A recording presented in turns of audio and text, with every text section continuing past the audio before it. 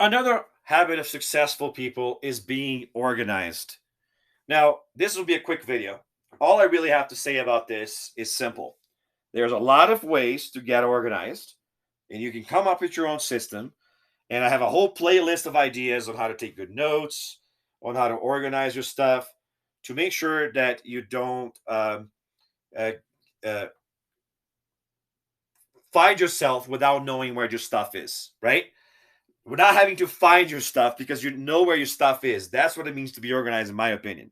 So rather than spending time telling you about all the different ways to be organized with your stuff and with your deadlines and with your planning, I just want to give you a basic advice of what it means to be successful in terms of organization.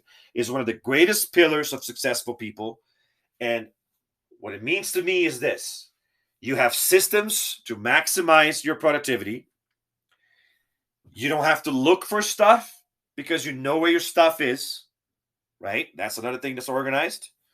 And I like to say, like, if you're organized, you can tell anybody else where to find the thing that you are looking for, and they should be able to find it. You don't have to look for it. Oh, it's somewhere in here. You know exactly where it is. If you're not that kind of person, you're not organized. Now, there are certain things that are more important to organize than others, and that's why prioritizing even what you organize is important too. I'll also say that some balance to organization is important too. A little bit of chaos is okay. In fact, a lot of creativity requires a little bit of chaos. There's research that shows that people who are too organized tend not to be too creative. So if creativity is important to you, a little bit of disorder can be important. But if you want to be productive, organization is more important. So you have to balance those needs, right? If you want to create something new, a little bit of chaos and disorder might be important, right? If you're writing a book, you want to have free flow of ideas. So if you put too much structure, you might not end up with a good book. But you also have to have some organization if you want to make sure the book ends up being a good book and that you actually end up writing a book, because it takes a lot of organization to do that and planning. So again, my biggest pillars of organization is the idea that you have a system to increase your productivity, and you know where your stuff is so that you don't have to look for them. You know where it is, and you can tell somebody else how to find it. Whatever systems you put in place to make sure that happens, as long as it works for you, that works. But also be open minded, because there always might be a system that's better than the one you have. And I love to look at the way that people that live in tiny spaces organize their stuff because of how creative their ideas can be and how to put things together and make it make more sense. Uh, I also love people who are very productive and the systems that they put in place to streamline productivity. Um, One example that I think of is the way that engineers do project management, where they have different teams working at different aspects of the project, and they have flow of charts and flow streams that see when one team's supposed to start, when the other one's supposed to end, where each team needs is in the progress, so that everything gets timed correctly, and so that the whole thing can be built in place in time. And they have whole software. That is what I mean by a prioritization and streamlining system.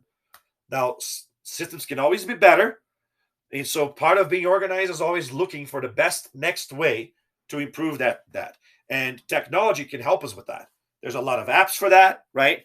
There's a lot of resources for that. There's a lot of little physical things that can help you stay organized. Um, and over the years, I've changed a lot in about the ways I get organized. And there's a lot of things that I have in my life which are disorganized that could be better. But I try to keep the things which are important to me organized first. So I prioritize what I organize. Things that I need more often are going to be more organized than things that I need less often. My workspace is very organized because I use it all the time, right? So there you go. So these are just some ideas about organization. I might have a whole separate playlist on ideas on how to organize your notes, or how to organize your tasks, how to organize your workspace so that you can streamline that. But probably not videos that I'll record for that.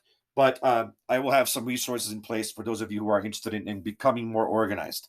But if you are someone who doesn't have a system to improve your efficiency and don't have a habit of researching systems to make the systems you currently have even better, basically engineer the order in your life, you might want to start dedicating some time to learn those skills.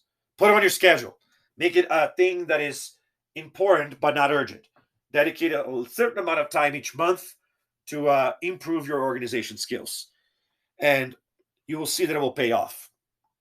What you will find is that when you organize, you waste less time uh, looking for stuff and waste less time that you shouldn't be doing, which streamlines your process, right?